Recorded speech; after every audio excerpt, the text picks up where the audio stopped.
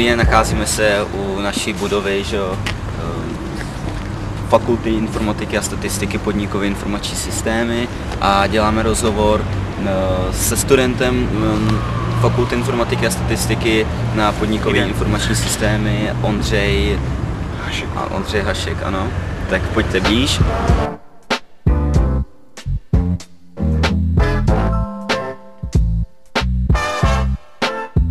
Jaký jsou vaši koníčky? Tak já se zabývám spotřebitelskými testy, takže prohlížení recenzí. To je ten koníček a objednávání výrobků na internetu. Objednávání na internetu. Přesně tak.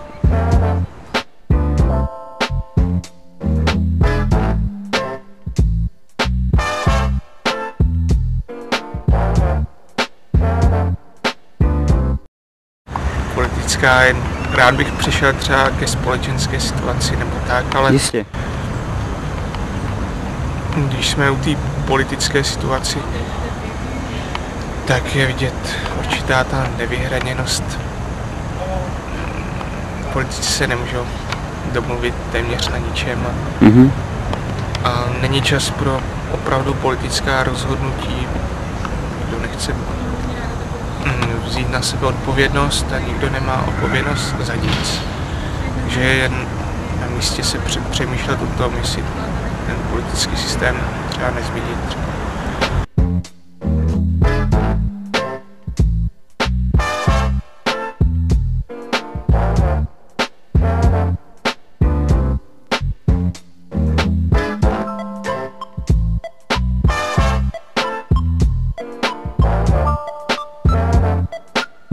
Zajímá vás nějaký modní tendence?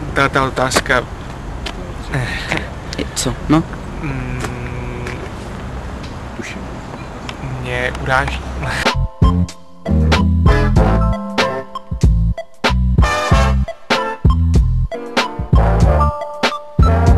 Kdo začne? Tak 25 minut zhruba. Odkaď? Z Chodova, z Jižního města. Z kolejí. Dvakrát, z Nymburka. 45 minut dvakrát. Pak 10 minut metrem a 5 minut pešky.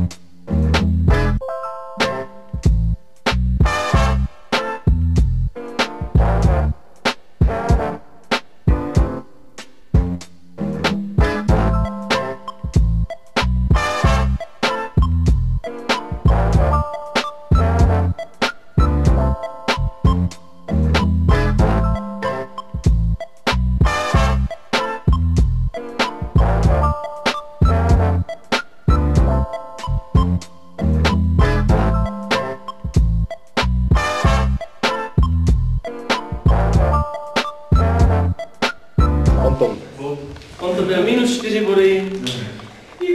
Kdo se otáčí? Minus 4 body.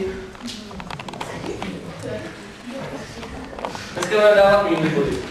Akcionová diskriminace třetího stupně je případ, kdy si spotřebitele můžeme rozdělit do dvou skupin, které jsou vzájemně odlišitelné, minus 4 body, 8 bodů.